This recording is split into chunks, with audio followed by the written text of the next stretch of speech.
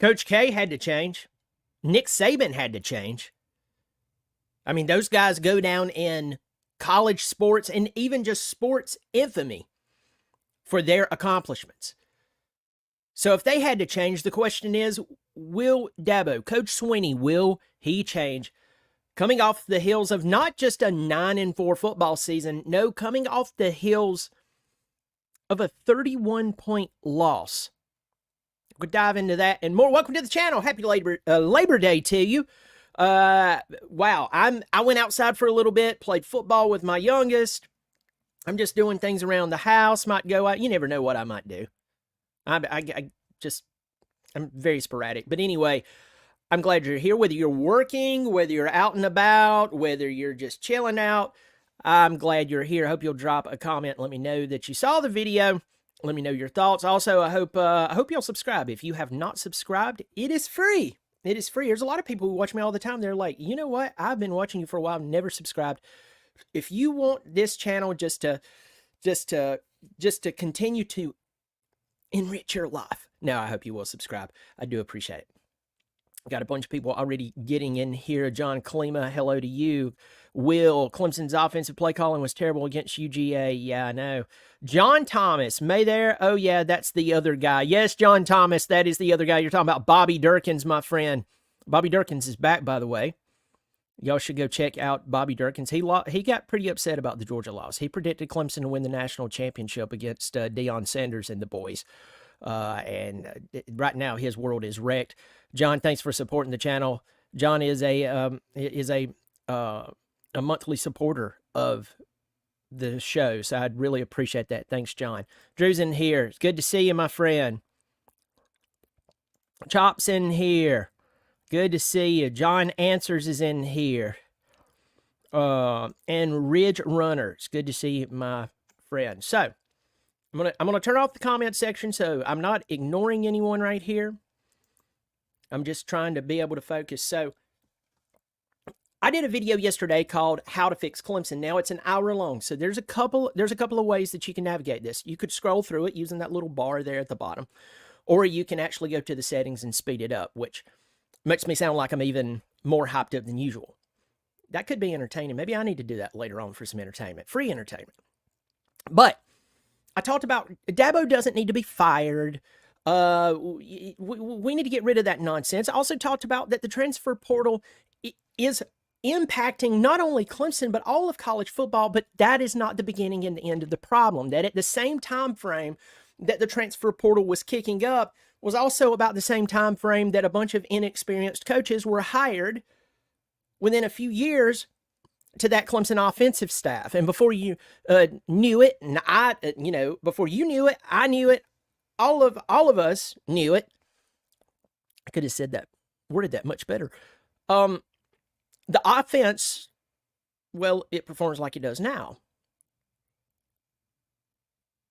But when I look at Coach K and I look at Nick Saban, I mean, Nick Saban won 7 national championships, won his very first one back in 2003 at LSU. You remember he was coaching at Michigan State before that. I remember when he coached Cedric Irvin. Cedric Irvin was a running back. He was Michael Irvin's cousin, and for all of you people who remembers that time frame, you'll probably remember it as well. But Nick Saban went on to LSU, won a national championship. We know he tried his hand at the NFL. He didn't have to be successful in the NFL. He comes back to Alabama, took over Alabama when he was 55. I think Dabo right now is 54 unless he's had a birthday recently. But Nick Saban takes over Alabama. We know what he had to go through. And it's not only the portal. It's not only NIL. Nick Saban had to replace coaches left and right all the time. Why? Because other schools wanted that Alabama experience, that insider's knowledge, that insider's, hopefully, success that Alabama had, wanted it at their school. I mean, you can go through a bunch of schools and look at all the names that coached Alabama. And they're everywhere. A lot of them failed.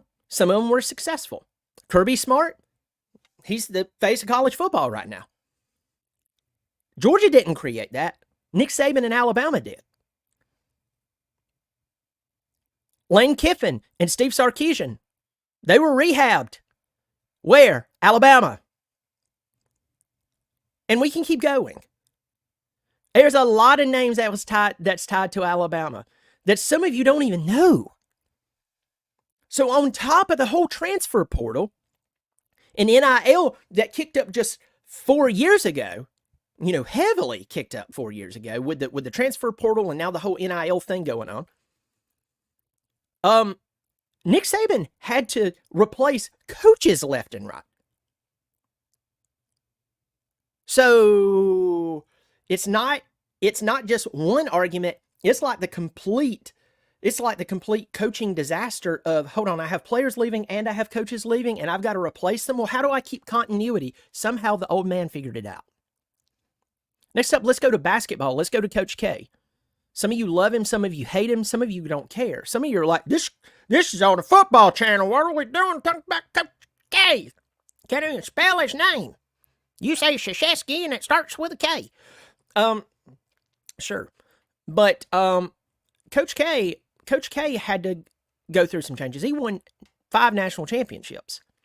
Well, in about 2006, this little deal went on between the NBA and college basketball. I don't know all the inner workings of it, but let's get to the point that a basketball player could not leave high school and go straight into the NBA. Remember, players used to do that. LeBron James did it. Kobe Bryant did it.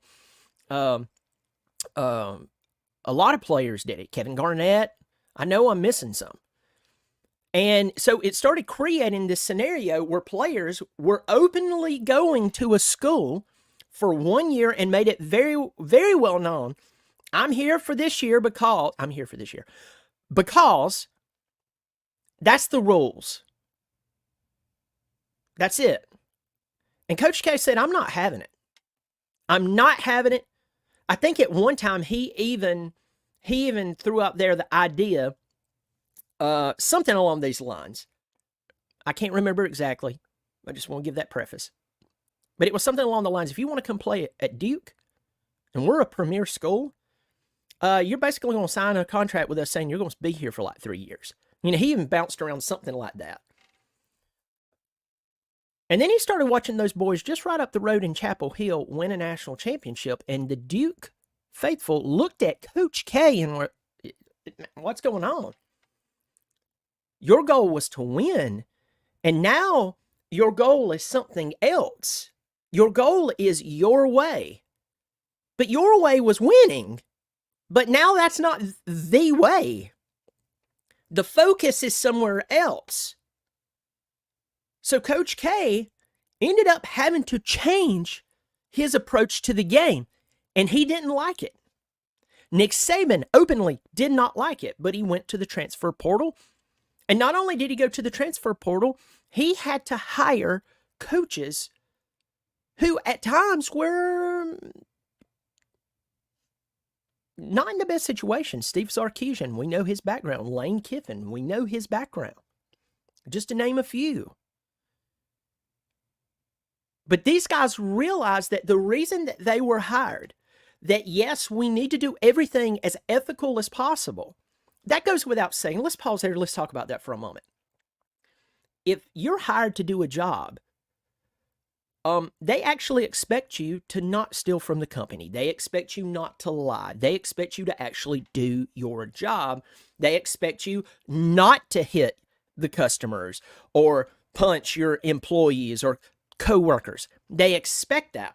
But what happened if a business started focusing on, well, I know that we were not profitable this year, but I just want to let everybody know that we all had a good time. We all had a good time. We all felt good. Nobody's on antidepressants anymore. I know that we're not making money, which is the point of a business, but I'm sorry. At least everybody's happy. There is a balance there. So I appreciate that Coach Swinney wants his players to graduate. I appreciate that he wants his players to not be hellions once they come out of the program and they go into everyday life. That is a really good thing, and that's very admirable. Here's the problem. even before the game the other day, Coach Swinney made a comment along the lines of the scoreboard. Basically, we're not paying attention to the scoreboard, or the scoreboard is not the goal. Now, if you watch Coach Swinney, or you listen to Coach Swinney, you have to learn how to speak Dabo Swinney. Dabo Swinney is not saying that he does not care about the scoreboard. He's trying to approach it a different way. He's trying to have a different approach. The sad thing is, about 4 hours later, his team lost by 4 touchdowns plus 3. And then you throw in there that the season before that, the opener, you lost by 21 points, not to the front runner for the national championship, but to a Duke team that was just good. They were not great. But you blew it the rest of the season until the last 5 games. The year before that, it was not up to snuff. The year before that, same. You might have got your sainted 10 wins and everybody could grin and talk about, and some of you self-soothed by saying, well, you can't win all of them, says the soccer mom who knows absolutely nothing about the team or doesn't know all the players, doesn't have a clue who the starting quarterback is. That sounds like a comment they would make. Have you ever went with your wife into Hobby Lobby on a Saturday before the game? You walk in, you see some grandma walking around. She's got a Clemson shirt on. Clemson's playing that day. You look at them, just kind of standing there, and just to be nice and make conversation, you look at Ethel and you say, "Oh, go Tigers! You going to the game today, or you going to watch it?" "No, I just heard they're playing." Really? You heard they're playing? So do you like them? "Yeah, I'm pulling for them. I tell you, that Deshaun Lawrence is such a good quarterback." Ma'am, you just morphed 2 of our quarterbacks into one person, and on top of that, neither one of them has been at the university. One in 5 to 6 years, the other one in almost a decade. That whole thing of we can't win them all, yes, that's in theory, but the approach, it's along that clueless grandma who's wearing the Clemson shirt in Hobby Lobby. But you can't get away from what just happened. So let's get back on topic. Coach K, a legend, whether you like him or not, had to change. Nick Saban, a legend, had to change. Well, he walked away from the game. He also walked away from the game because he was, 72 or 73? The guy's getting old. All right? He's tired of having to play these games, but still, he went to the transfer portal. Still, most importantly, he made pretty good coaching hires. Considering how many coaches he had to hire and make those calls, he did a darn good job. We're seeing Kirby having to replace coaches here and there for various reasons. Some leave, some other reasons. Here's the point. I just named out 2 coaches that no matter your feelings on Dabo or your feelings on Coach K or Nick Saban, those 2 coaches are way more iconic and have accomplished way more than Dabo Swinney, whether you like that or not. I'm not taking a shot at Coach Swinney. I'm just saying that's the facts. That's the facts of life. Sorry, I ate some peanuts before I started this, and it's like in my teeth. It's driving me nuts. So if they had to navigate the new system, if they had to navigate coaching changes, Coach K had to replace coaches left and right.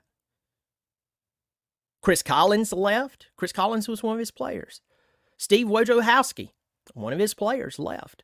Jason Capel, or it's Jeff Capel. I always get Jason and Jeff mixed up. But the Capel that played for him versus one that played at North Carolina.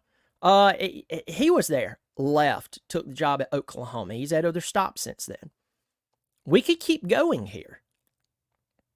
Quinn Snider. I mean, Coach K had to replace coaches as well. So, yes, once you climb to the mountain, there's an even bigger target on your back. That's part of the territory.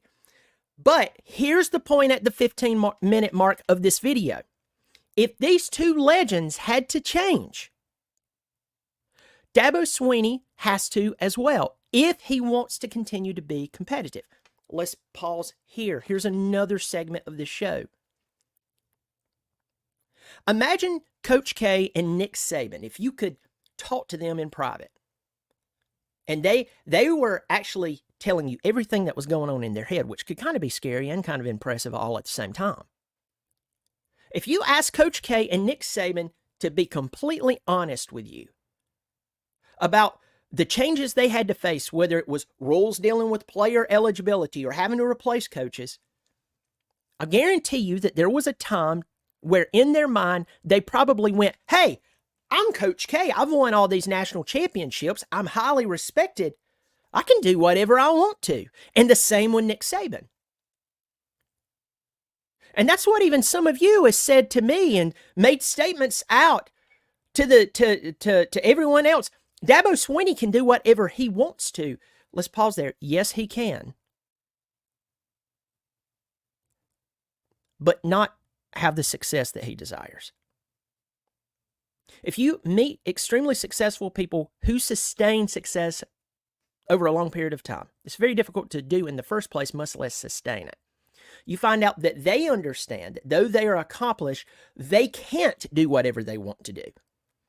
There is a specific way you have to run things, and you have to make the proper changes along the ways. Adapt to the times, adapt to the new coaching hires, adapt to offenses that's working now. Nick Saban had to change his offensive philosophy. What did it get him? It got him being recognized as one of the greatest, if not the greatest, college football coach of all time, and one of the greatest coaches of all time in any sport. So, also for Coach K. So I'm not standing here dogging on Dabo Swinney. In fact, I took up for him yesterday. We don't need to fire the man. We don't need all that much stuff. Should he feel the pressure? Yes, he should. He is paid handsomely to make the correct decisions. A lot of you probably are thinking that about him right now. So Coach Swinney is facing some difficult questions. Am I willing to change, to continue, or to turn the ship around and get back to championship football? Not just a 12-team playoff, because the 12-team playoff, it's the 4-team was tripled in size. In a few years, it's going to go to 14 teams. Before you know it, it's not going to be too terribly hard, like it used to be, to get into the playoff. The ACC as a whole looks pretty bad. So Clemson might be able to come in and be competitive. Not because Clemson improved throughout the season or the proper changes were made. It's because their competition is just not that good. So if you're an okay football team and you're playing mostly bad teams or mediocre teams, you're going to have a winning record. That doesn't mean that you got better. And then the last thing that I'll say even about that, if everybody thinks that, they come out, they play Appalachian State, they made the proper changes. Shouldn't they made that before the Georgia game? Are you okay that they were not ready for the Georgia game? But you'll be okay with beating Appalachian State and Stanford and maybe North Carolina State, and you think everything's fine? Guys, what did this naive hope, what did it get you? It got you to this point. Right now, Coach Swinney needs to feel the pressure. Nobody needs to be vicious or call him names or threats or anything like that, but he does need to feel the pressure. He is the man who got Clemson to the top of the mountain twice. He got them to that excellence, but he has openly admitted it seems like at least it seems to me, his goal is not winning anymore. His goal is doing things his way. Look at Coach K, look at Nick Saban, who are legendary. They're way more legendary than Coach Swinney. Not taking a shot at him. I'm not depreciating what he did, but it's just true. These two guys are legends. At this point, he's what he's done is legendary, but he's not near the legend that they are. They had to change. So will he? Will he go in, starting for me, go in, and it's time to go hire the experts from top to bottom on his for his offensive staff. Garrett Riley, for some reason, I'm just not seeing, unless there's something that I don't know about, I'm just not seeing it with him. And the rest of the coaches, other than Matt Luke, I think that we should probably, and this is hard to say, but they'll probably be taken well care of, okay? It's time for changes with them too. Experts from top to bottom. And then the next thing, do go to the transfer portal. Pull the players that you need. I didn't say 20 of them. I said a few of them. And remember, players transferred out of Clemson this past year, so we did have the scholarships. Players are on scholarship at Clemson right now who should not have a scholarship. That frees up your scholarship. That answers your scholarship argument. I run into people all the time who likes to talk about that. Well, you just can't fire you players. Well, you can stop giving those players that shouldn't have scholarships. Oh, gosh, Mickey. I'm sorry. And then the next thing, you can stop putting people on the field who doesn't need to be on the field. I saw 2 wide receivers that I'm not just going to trash them, but they should not be on the field at Clemson right now. They should not be seeing consistent rotation. They should not be seeing consistent playing time. It's time to honor your commitment to the entire team.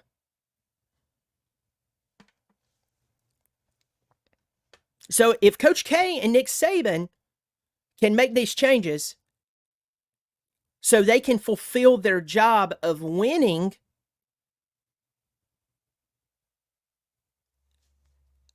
I believe Coach Sweeney can do that. And I believe that if he did these things, Clemson would climb back into the national championship, a legitimate national championship conversation, be a legitimate contender. The days of losing 34-3 to Georgia would be over. We would be back to the 2016 era of play. If I said error, I didn't mean to say that. I meant era.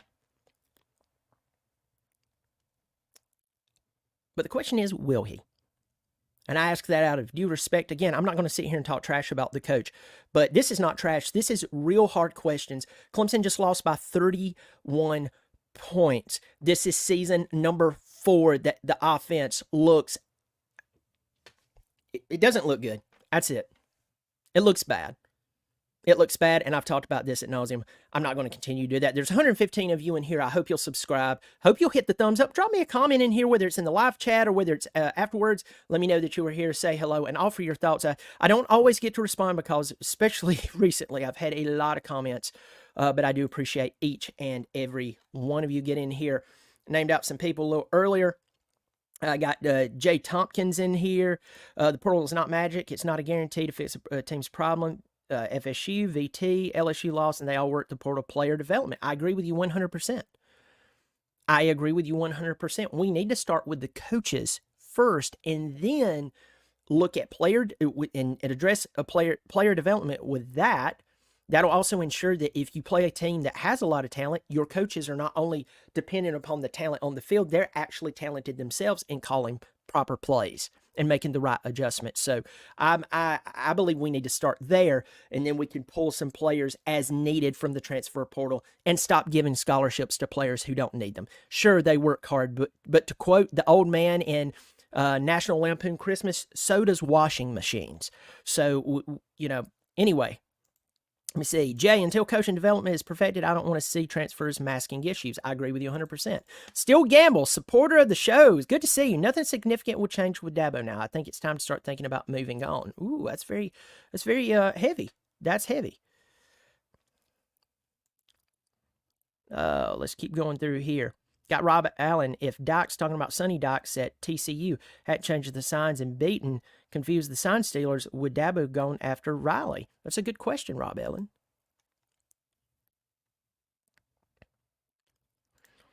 Truett Graves says Bryce Davis decommitting from Clemson to go play at Duke should tell you everything you need to know about Dabo's program. It's not working anymore. He needs to adapt with the times or pack his stuff and go. Rusty Bakes, there's a bunch of you in here. I'm probably going to overlook some of you. Please forgive me. Nick Morris, it's too late for Dabo. He's done. I'm seeing more and more of that. Let's see. Spencer Clark, go Dogs. Good to see you, my friend. Good to see you. Going on through here. Garrett Riley's offense will work in his brother's offense at USC because the wide receivers are different. Let me tell you this. That everybody went into that game talking about Zachariah Branch, and I think that was his name, and left talking about that wide receiver who made the best catch of the year. That was unbelievable. That is unbelievable. I'm moving a little faster.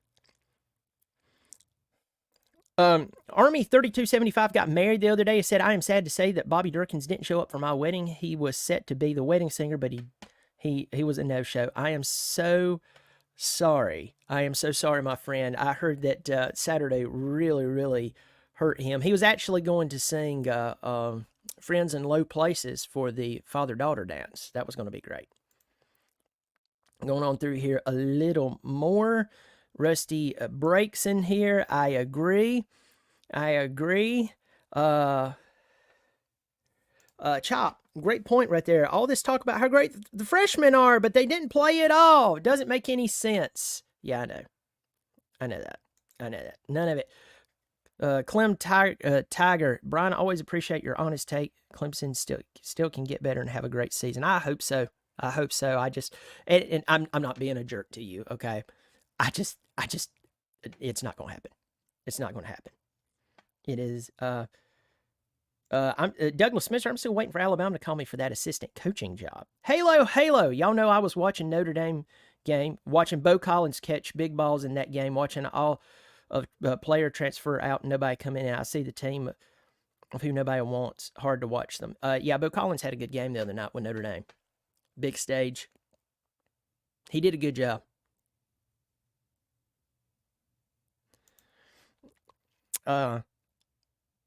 Reggie Grant, preach on it's time to change the culture. It's never fun to take an L. You're 100% right. Folks, I probably overlooked some people in here. If I did, I completely and totally apologize for that.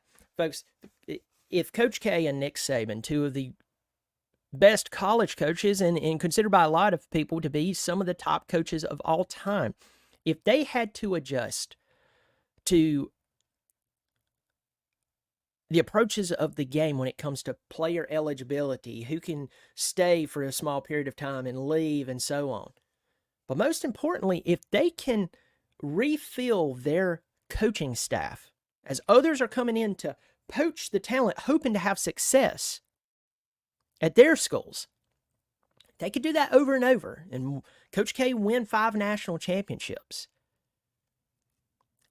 Nick Saban can win 7. A guy who won 2 before he was 49 years old. Can he? I believe he can. My question is, will he? Let me know what you think and leave it in the comment section. You take care of yourself. I hope you will pass this along to anyone who loves to talk college football as well as Clemson football. Yeah, drop a line in here and say hello. You take care of yourself, and as always, go Tigers.